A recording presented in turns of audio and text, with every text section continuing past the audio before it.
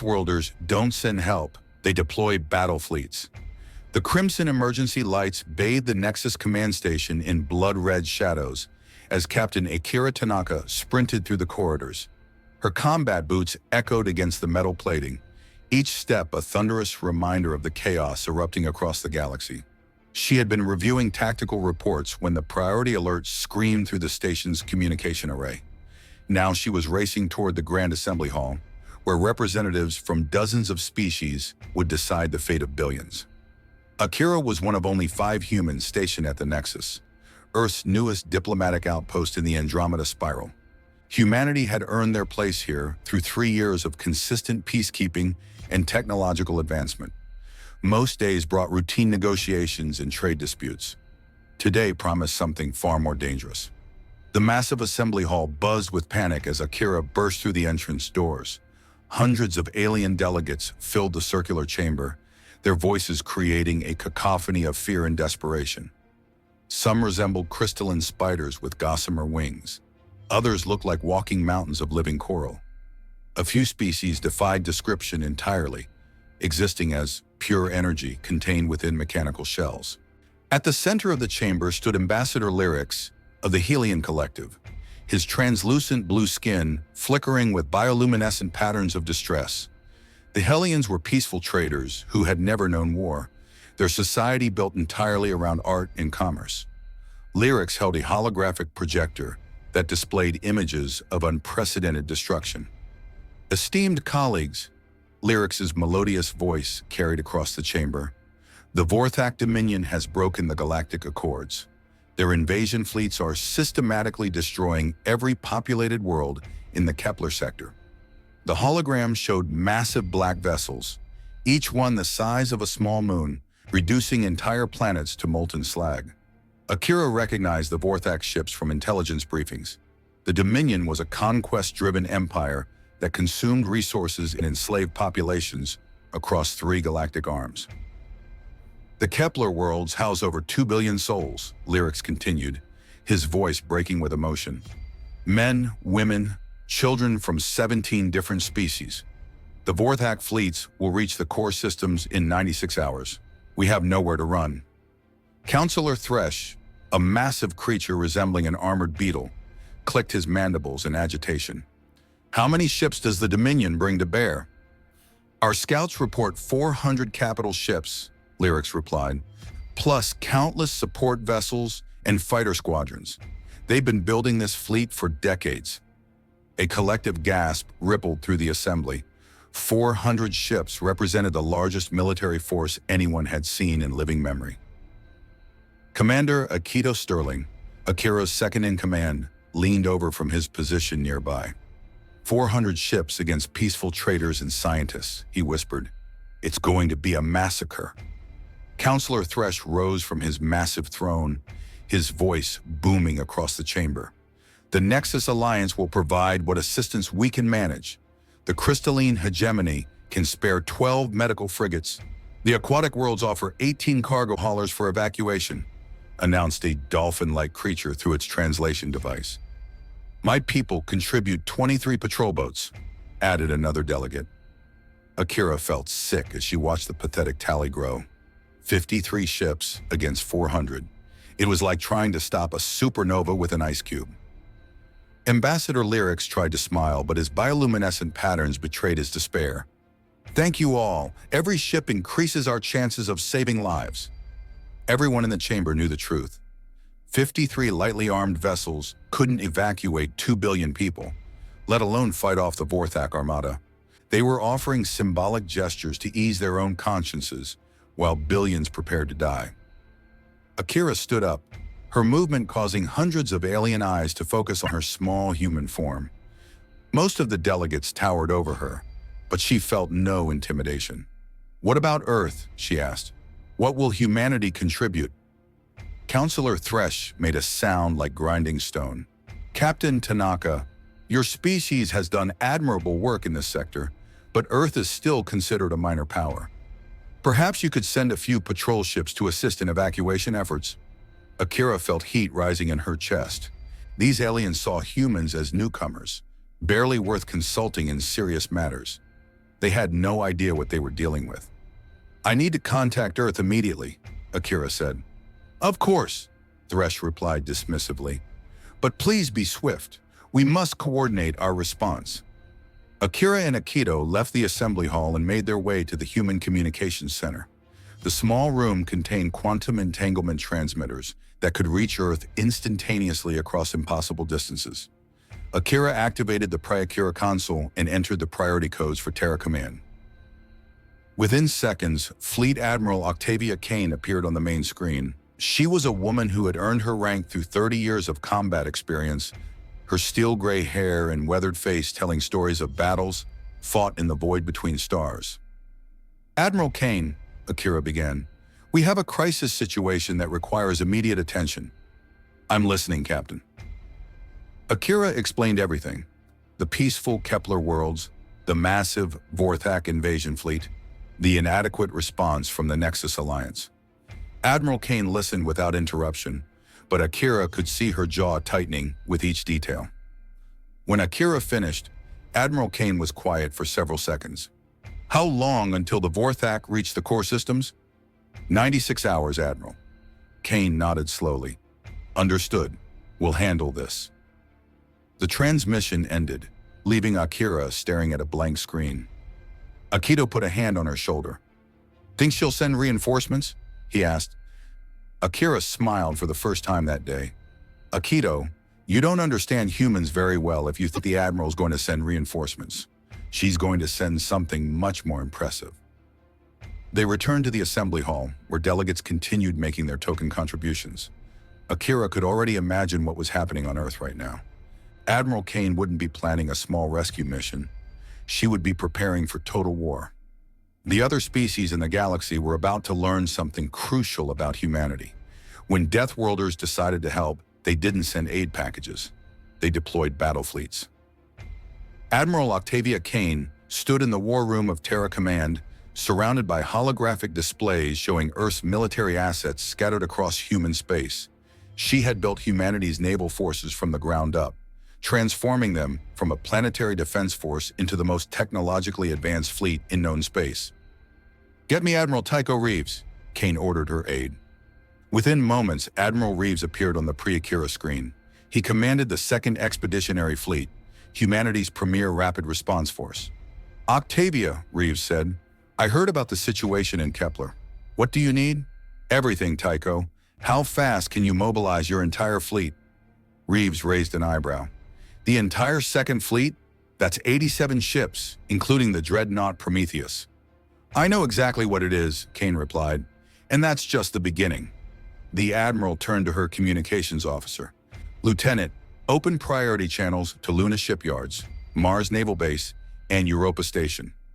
I want every available vessel and crew ready for deployment in 8 hours." "Ma'am," the young officer said carefully, "that's nearly our entire mobile fleet.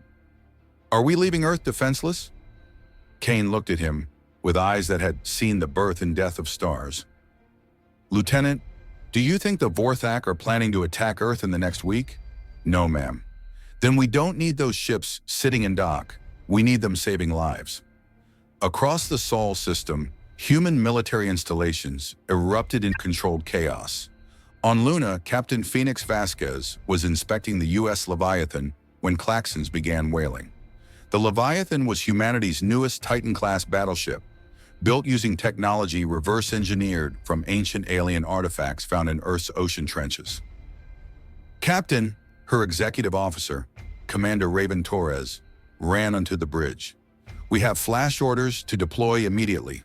Something about a massive alien invasion in the Kepler sector." Vasquez nodded as she looked out at the Luna shipyards, where dozens of human vessels were powering up their reactors. "Commander, prep the ship for maximum burn. If people need saving, we're going to save them." Around them, destroyers, cruisers, carriers, and support ships began their departure sequences. The human fleet that was assembling represented decades of technological advancement and military innovation. On Mars, Dr. Arya Voss packed her xenobiology equipment with practiced efficiency. She was the leading expert on non-human physiology in the solar system, having treated dozens of alien species during humanity's expansion into the galaxy. "Doctor," her assistant called out. "They're loading the entire 7th Medical Corps onto hospital ships." Voss nodded as she secured her surgical instruments. "Make sure we have full biological analysis suites. If we're saving 2 billion people, we need to be ready for anything." Her assistant looked confused. 2 billion? How many ships is Earth sending? "All of them," Voss replied matter-of-factly. Back on Earth, Admiral Kane received status reports from across human space. Every major base was contributing ships and personnel. The response was unprecedented in its scope and speed.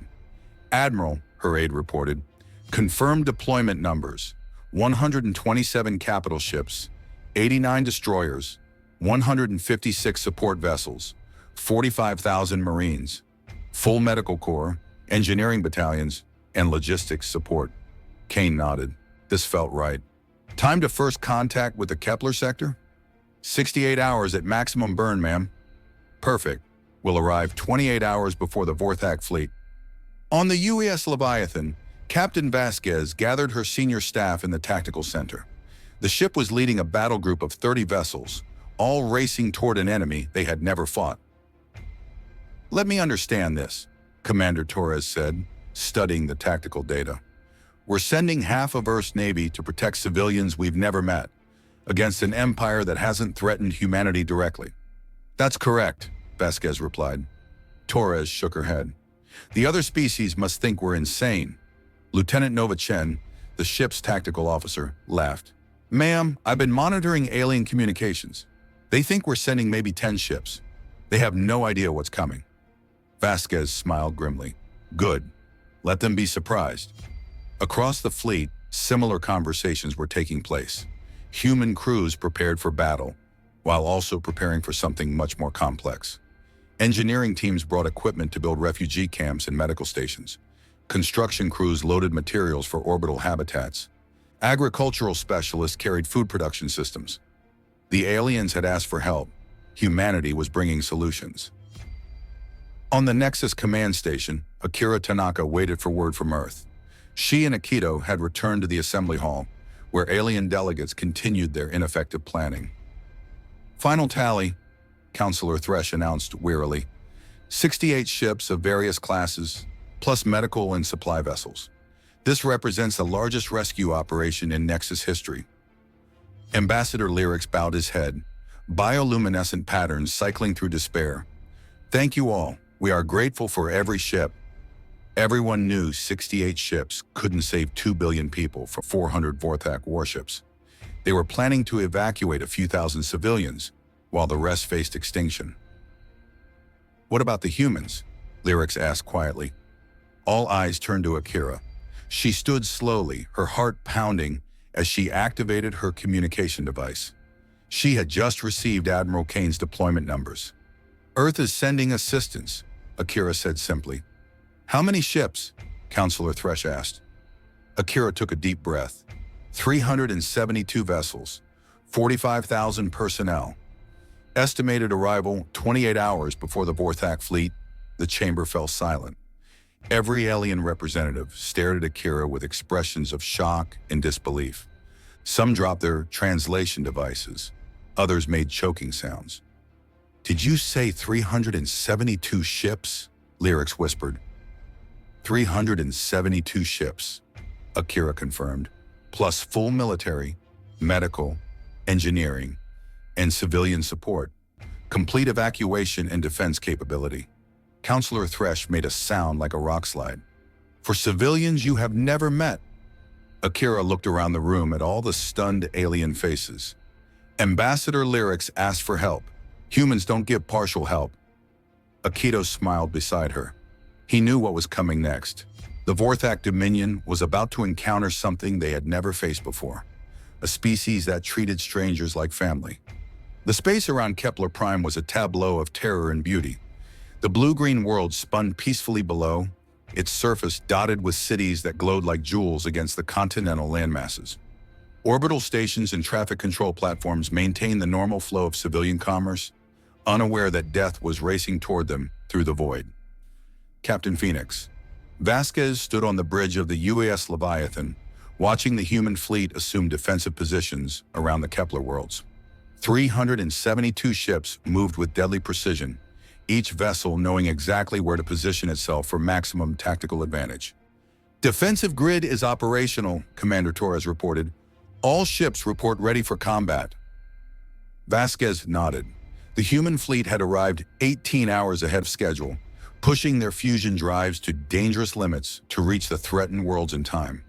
The Kepler inhabitants had been speechless when humanity's armada materialized out of hyperspace. "Captain," Lieutenant Shen called from her tactical station, "I'm receiving a transmission from Kepler Prime. Ambassador Lyrics wants to speak with you." Vasquez's image appeared on screens throughout the Kepler system. Millions of civilians gathered around their communication devices to see the human commander who had come to save them. "Captain Vasquez," Lyrics said, his voice filled with wonder, "we cannot express our gratitude. Your fleet is magnificent, but the Vorthak brings such overwhelming numbers. Are you certain you can protect us?" Vasquez looked directly into the camera, her voice carrying absolute conviction. "Ambassador Lyrics, my people didn't come here to try. We came here to win." On the planet below, families looked up at the human ships as bright stars against the darkness. For the first time in weeks, parents could tell their children that everything would be okay. The Vorthak fleet emerged from hyperspace like a plague of locusts. Warlord Kethrin commanded the invasion force from his flagship Voidbreaker, a massive dreadnought bristling with weapons designed to crack planetary crusts. His species had evolved in the zero-sum environment of a resource-poor system, developing a culture that viewed conquest as survival. "Report," Kethrin growled at his tactical officer, his voice like grinding metal. "Warlord, we are detecting significant defensive deployments around the Kepler worlds. Far more ships than intelligence predicted." Kethrin's four eyes narrowed. "How many?" "Over 300 vessels, sir. They appear to be of human origin." Kethrin felt confusion ripple through his thoughts. Humans were supposed to be a minor species, barely worth consideration. How could they field such a massive fleet?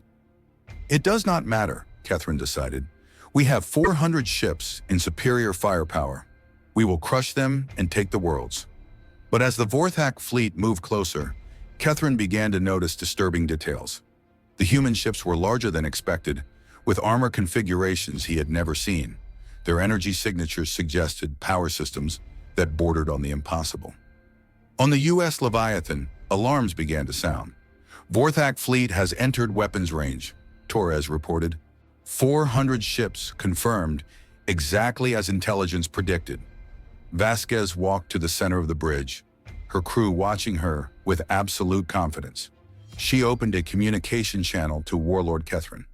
The alien warlord appeared on screen, his scarred face twisted with arrogance. "Human, you have made a fatal error coming here. Withdraw your fleet now, and we will grant you a quick death." Vasquez looked at the creature with calm eyes. "Warlord Kethrin, you are the one who made an error. You threatened innocent people. That was your mistake. Your tiny fleet cannot stop the might of the Vorthak Dominion," Kethrin roared. "We're about to find out," Vasquez replied. "You have 30 seconds to withdraw, or we will show you what happens when you threaten people under human protection."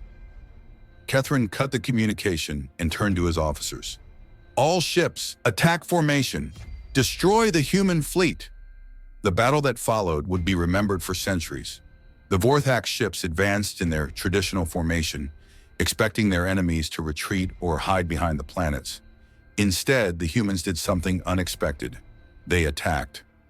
The U.S. Leviathan and 40 other human battleships charged directly at the Vorthak fleet, their weapon systems unleashing destruction on a scale the galaxy had never witnessed.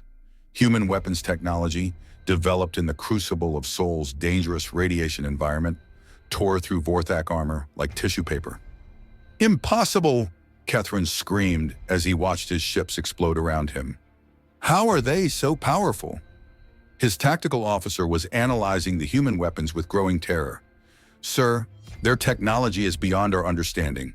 The ships are built to survive in environments that would destroy our entire fleet. The human vessels move through space like apex predators, Their pilots trained in the lethal environment of Earth's asteroid fields and solar storms. They executed maneuvers that should have been impossible, turning and diving with deadly grace. Commander Torres watched the tactical display with amazement. "Captain, their return fire is barely scratching our armor." "Earth builds ships to survive anything," Vasquez replied. "These Vorthak have never fought anything like us." The battle raged for 6 hours, but the outcome was never in doubt.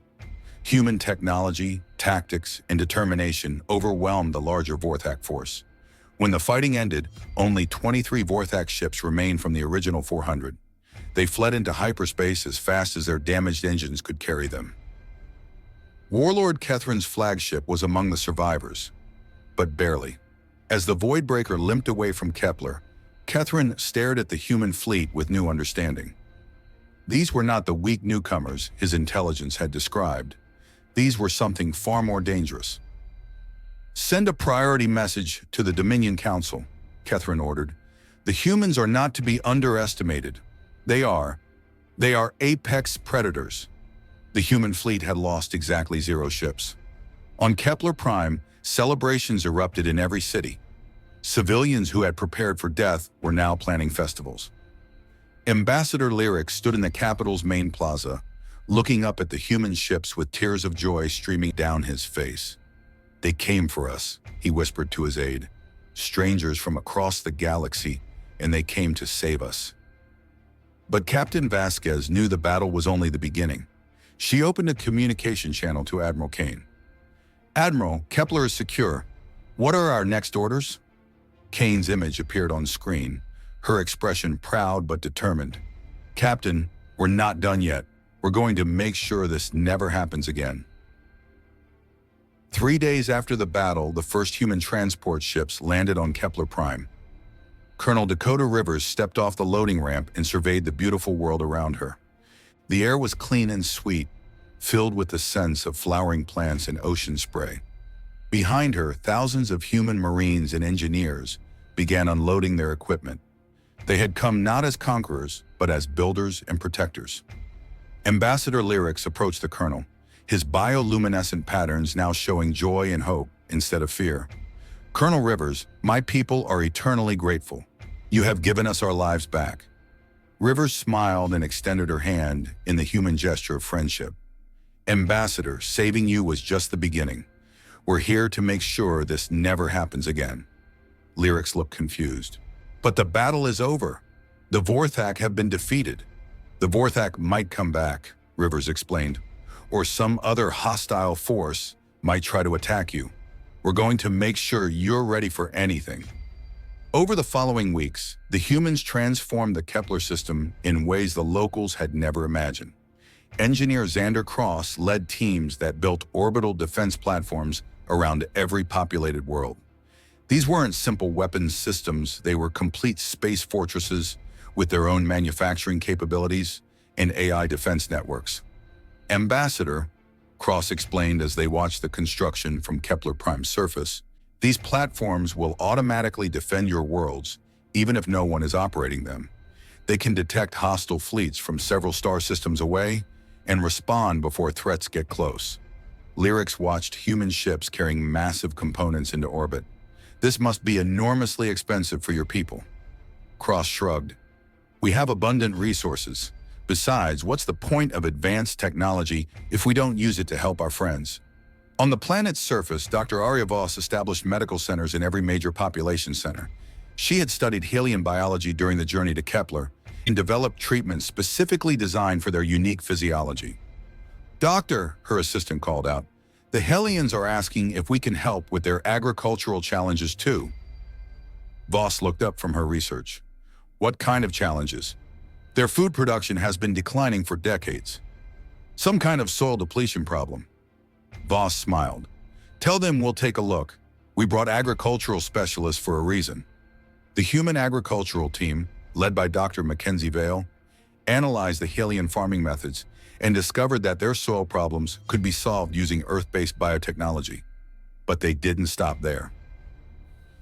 "Ambassador Lyrics," Dr. Vale said during a briefing, "we can fix your soil problems, but we can also increase your food production by 400%. She showed him holographic projections of modified crops that would thrive in Kepler's environment. These plants will produce more food than your current crops while being resistant to disease and environmental stress. Lyric stared at the projections in amazement. You would share this technology with us? Of course, Vale replied. We want your people to thrive. Meanwhile, Colonel Rivers and her Marines were building permanent installations throughout the Kepler system.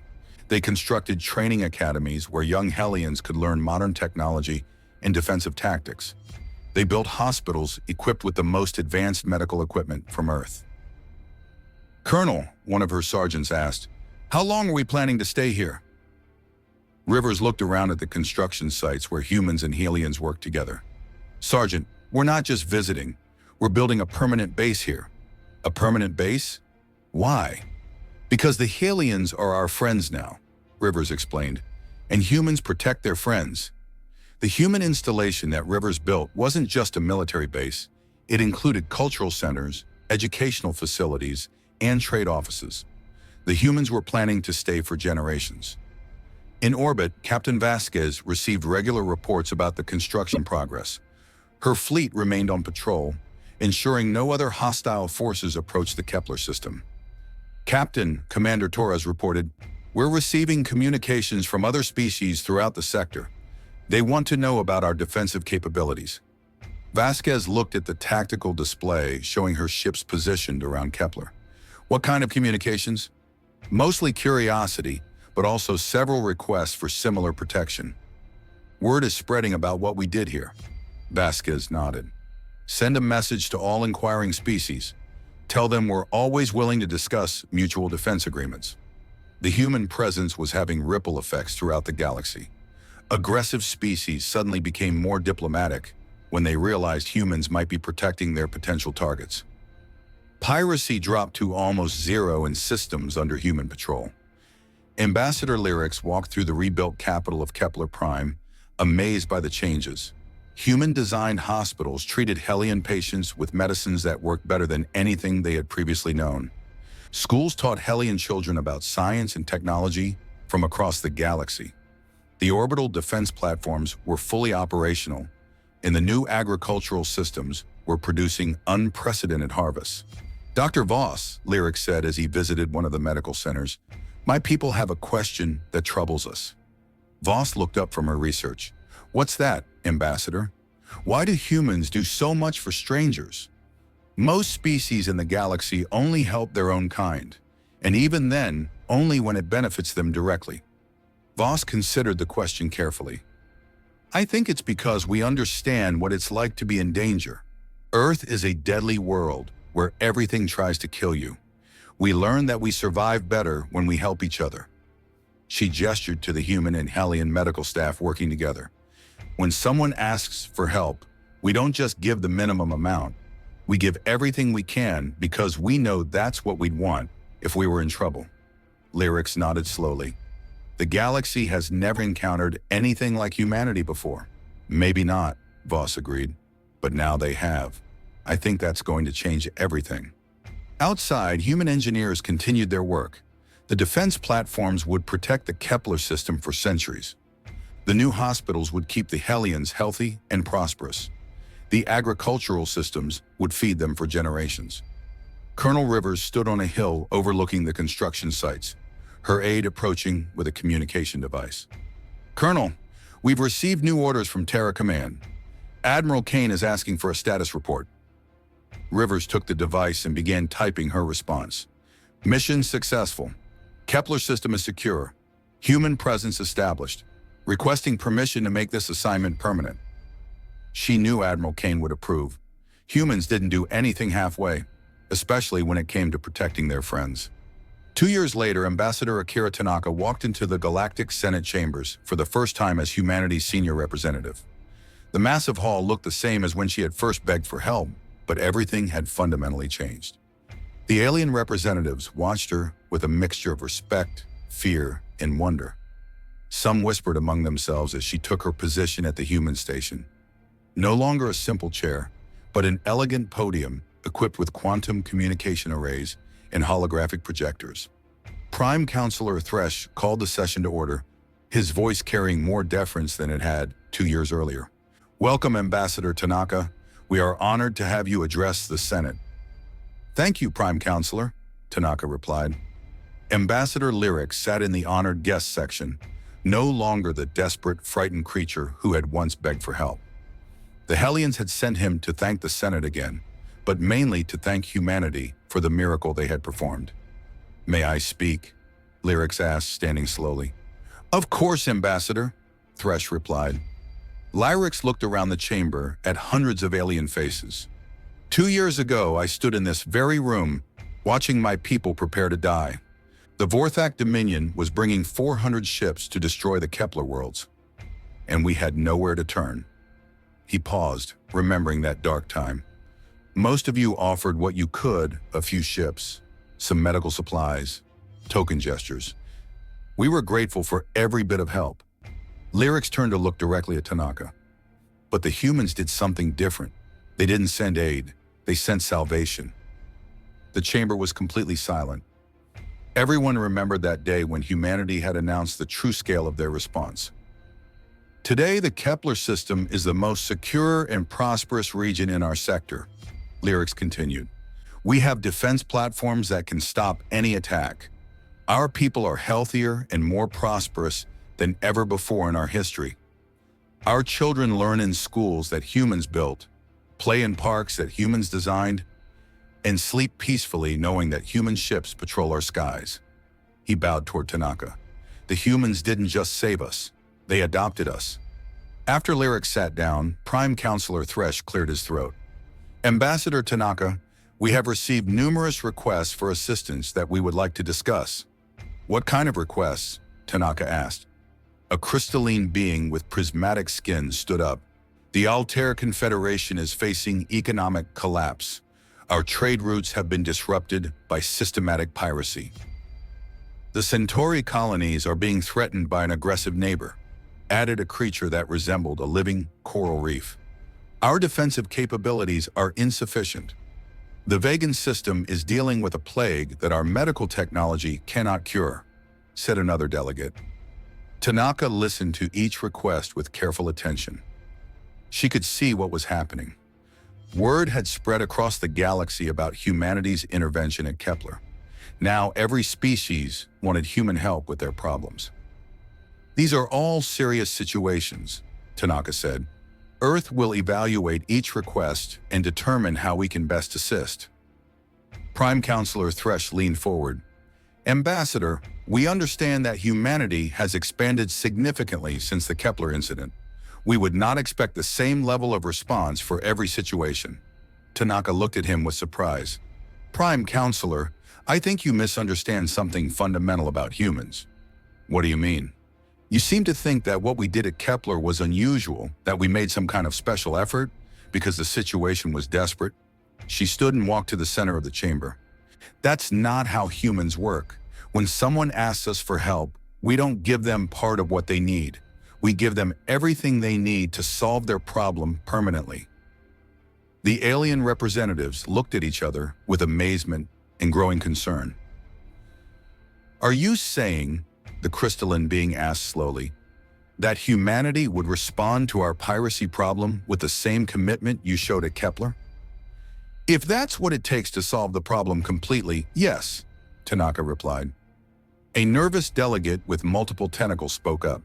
But surely you cannot help everyone simultaneously. Your resources must have limits?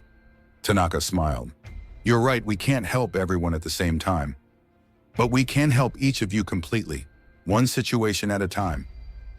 She returned to her podium and activated a holographic display. Terra Command has asked me to announce the creation of the Human Protection Protocol. Any species that requests our assistance will receive a full evaluation of their situation. If we decide to help, we will provide whatever is necessary to solve the problem permanently. Whatever is necessary? Thresh repeated. Whatever is necessary, Tanaka confirmed. We don't believe in half measures. Over the next several hours, Tanaka received formal requests for assistance from 27 different species. Economic problems, military threats, natural disasters, technological challenges, and resource shortages, the galaxy was full of civilizations that needed help. As the session ended, Tanaka walked with her aide toward the human diplomatic quarters. "Ambassador," her aide asked, "do you think Terra Command can handle all these requests?" Tanaka laughed. 2 years ago, nobody in the galaxy knew humans existed. Now everyone wants our protection. I'd say we're making excellent progress. Admiral Kane is going to need a bigger fleet, the aide observed. "Good thing Earth has been expanding our shipyards," Tanaka replied. They stopped at an observation deck that looked out into space. In the distance, they could see human patrol ships maintaining security around the Nexus station. Earth now had military vessels throughout the galaxy, protecting dozens of worlds and trade routes. "You know what's interesting?" Tanaka said. "Piracy in this entire sector has dropped by 95% since we started our protection operations." "Word travels fast," her aide agreed. "Nobody wants to attack planets that have human defense guarantees." As if to prove the point, a priority message came through on Tanaka's communication device. It was from the Draconian Empire, one of the most aggressive military powers in the galaxy. The message was brief but significant. The Draconian Empire respects human territorial claims and seeks to establish formal diplomatic relations. Tanaka showed the message to her aide. 6 months ago, these same Draconians were threatening to invade 3 different star systems. Funny how bullies become polite when they realize they might have to fight someone who can fight back, her aide replied. Tanaka looked back at the Senate chambers, where alien representatives were still discussing the human offers of assistance. "You know what I think is really happening here?" "What's that, Ambassador?" "We're not just changing how species interact with each other, we're changing what it means to ask for help in this galaxy." She pointed to the ships outside. "Right now, most civilizations give token assistance just to feel good about themselves. But we're showing them what it looks like when someone actually solves problems instead of just treating symptoms." Her aide nodded. "And everyone else is starting to wonder why they never thought of doing things that way." In the distance, another emergency beacon began broadcasting. Another species, another crisis, another call for help. Tanaka checked her communication device and saw that Terra Command was already mobilizing response fleets. Admiral Kane had received the signal and was preparing a comprehensive intervention. "Here we go again," her aide said. Tanaka smiled. "There are thousands of species in this galaxy. Most of them have problems they can't solve alone. We're going to be very busy." "Good thing humans like staying busy," her aide replied. As they watched, the first ships of a new human intervention fleet jumped to hyperspace, racing toward another world in need. The galaxy was still learning something profound about the species from the small blue world in the Orion Arm. Humans didn't send help, they deployed solutions. And the universe would never be the same.